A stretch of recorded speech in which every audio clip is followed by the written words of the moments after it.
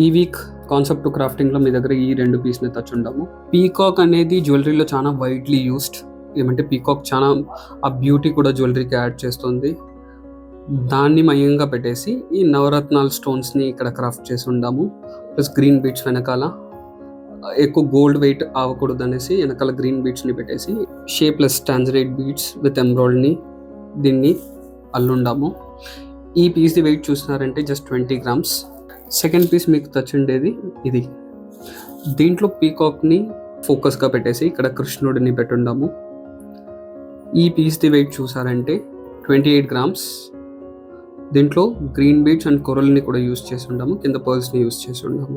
మేము కాన్సెప్చువలైజ్ చేసేటప్పుడు ఇది కొంచెం చిన్నదిగా ఉంటే బాగుంటుంది అనేసి, బట్ చేసేటప్పుడు ఇది ఈ సైజ్లో ఉంటేదా దీనికి లుక్ అనేసి ఈ పీస్ కొంచెం పెద్దదైంది.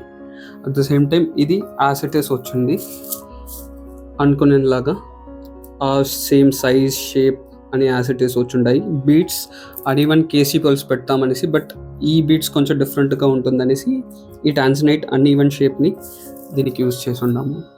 ఈ పీస్ని కొనేదానికి కింద ఉండే వాట్సాప్ నెంబర్లో మీరు కాల్ లేదంటే టెక్స్ట్ చేయొచ్చు.